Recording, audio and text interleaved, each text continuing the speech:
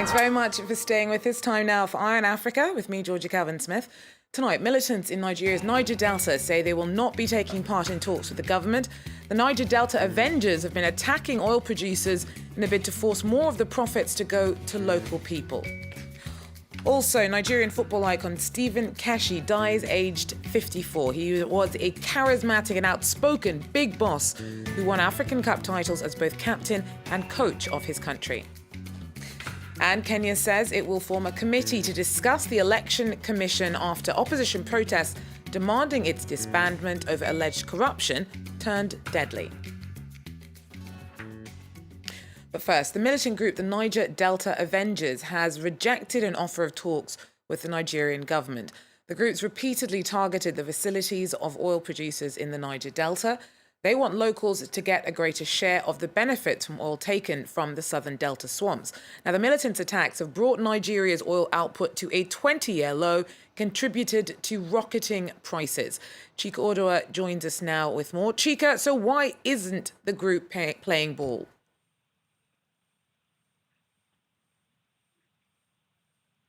The Niger Delta Avengers has actually expressed doubt about the federal government's aim to actually dialogue with them. They're saying that they don't believe that this is legitimate. They're saying that, again, they feel this is a ploy and they do not want to honor any type of invitation until they're actually certain that the federal government will actually negotiate with them. So they're asking really for the federal government to actually show some legitimacy. Obviously, last week, the president was supposed to go to the area, but he canceled that trip. So these are all the signs that they say that they are actually unsure if the government is actually serious. Of course, Niger Delta Avengers has actually vowed to destroy as many pipelines as they can to force Nigeria's production to actually end. They say that they will make sure Nigeria goes down to zero production. So again, there's more to be seen about this very vicious, passionate group operating in the oil-producing region of Nigeria. Thanks very much. Chika Odua there for us in Abuja.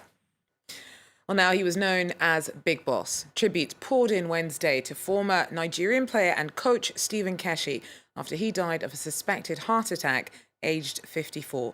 Now, he passed away after having been rushed to hospital late Tuesday night. Ben Barnier brings us more. He was one of the best African coaches, if not the best. Stephen Keshi was one of only two men to win the Africa Cup of Nations as a player and a coach. That was with Nigeria in 1994 and 2013. An exceptional man, he wanted other African coaches to also take the lead. I am never against a white coach in Africa because I've always worked with white coaches. But what I'm against is do not bring a mediocre coach, a carpentry coach from Europe, and tell me he's better than me. I will not accept. Meanwhile, we have quality African players, our ex-African players, coaches now that can do the same thing, but you not give them opportunity because they're just black dude. With his vision of the game, Keshi commanded respect. As a team captain, he led Nigeria to the last 16 in the 1994 World Cup, an impressive record. He was the first coach that I would say the players really respected. You know, we're so used to respecting foreign coaches, but Stephen Keshi was the first home-based, coach that, got that respect from the players. And I want to believe that's very important now because it's like that is what we are lacking again now. So it's so sad that we're going to miss him. Despite his achievements, Keshi clashed several times with his national federation, often over money. But he was hoping nonetheless to take the Super Eagles to the 2017 Africa Cup of Nations. Well, in Kenya, after weeks of sometimes deadly protests against the Electoral Commission, the government on Wednesday agreed to form a committee to discuss the body.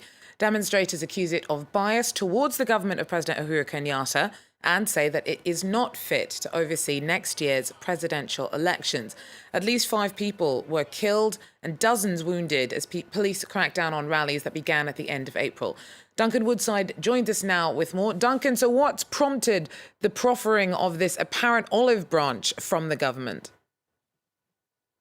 Well, as you mentioned there have been these street protests almost every week, every Monday, almost since the beginning of April. Those have been organised by the opposition to protest against the composition of the Electoral Commission, which the opposition views as being biased towards the presidency. However, it does seem that there has been pressure exerted from other significant sources as well. The religious leaders, multi-faith leaders have announced that the Electoral Commission needs to be reviewed, that there needs to be a national dialogue on this issue. And in fact, President Uhuru Kenyatta, who made the announcement about the establishment of this select committee today, he did refer to consultations that he had had with religious leaders here in Kenya. So there is a broad base outside the government in favour of significant dialogue, and that does seem to have prompted not just the government, but the presidency into action.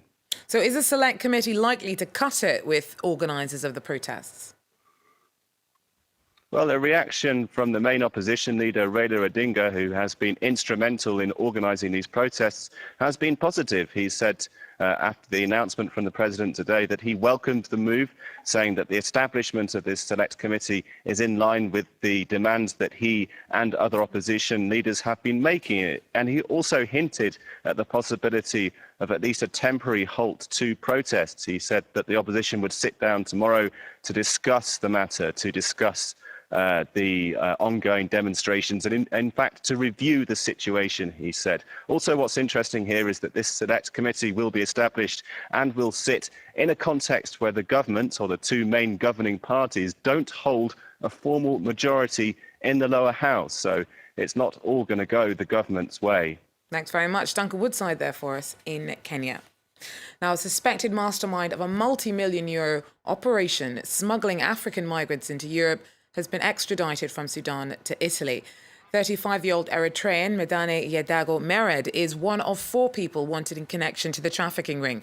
He reportedly called himself general and bragged about the money to be made from packing migrants into boats bound for the often fatally risky trip across the Mediterranean. Now, more Eritreans than any other nationality are registered as illegally migrating to Europe. Their journeys are in part fueled by hardship at home under a secretive dictatorship accused of human rights violations. This has been denied by the government, but on Wednesday, UN human rights investigators again accused Eritrean leaders of abuses and called for them to face crimes against humanity charges. Unfortunately, the gross human rights violations we have documented are continuing to take place. They often happen behind closed doors, and they continue to instill fear in Eritreans, not only in the country but also in the diaspora. The issues relating to Eritrea's military/national service programs include their arbitrary and indefinite duration, the use of conscripts as forced labour, including manual labour, the inhumane conditions of service, rape and torture often associated with service, and their devastating impact on family life and freedom of choice for the individuals. Well, to Central African Republic now, where thousands of child soldiers were recruited by armed groups during the recent sectarian conflict that ravaged the country. Today, they're trying to rebuild their lives with the help of NGOs. Our correspondent sent us this report. Welcome to Boali. Until very recently, this town, 100 kilometres away from Bangui, was a stronghold of the armed Christian anti-Balaka militia. Thousands of child soldiers passed through their ranks during the conflict between 2012 and 2014. Today, with the help of Caritas, an NGO financed by UNICEF, these adolescents are being trained to reintegrate society. They're given the choice to learn vocational skills or go back to school, something that was inconceivable for Anatole. When my parents were killed by the Seleka, I had to take refuge with the anti-Balakas. When I was demobilized, I was 16. I did not want to go back to school. It's important that these children are given the opportunity to choose the vocation they want to follow. We talk to the children during psychosocial activities and profile them. We had forms with options for them to answer what they want to do with the rest of their lives.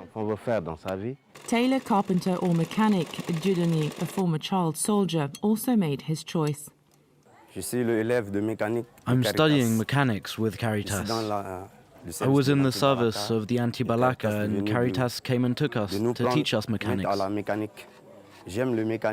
I like it, and if I become a professional, it'll be good for me, because there are no mechanics here in Bouali. Of the 12,000 child soldiers recruited in Central Africa during the conflict, UNICEF estimates that 6,000 still need to be demobilized. And finally, good news and bad news. Residents of Makoko, a village built on stilts in a lagoon in Lagos, Nigeria, say that they will be rebuilding their floating school. This after it collapsed in a storm on Tuesday. It had become a beacon of hope for the 100,000 people who live in the community. And despite being built to withstand the rainy season, it was badly damaged by this week's heavy downpour. We're sure you'll get back up on your feet. Well, that's it for Eye on Africa. Thanks very much for joining us, and please do so again if you can. Take care.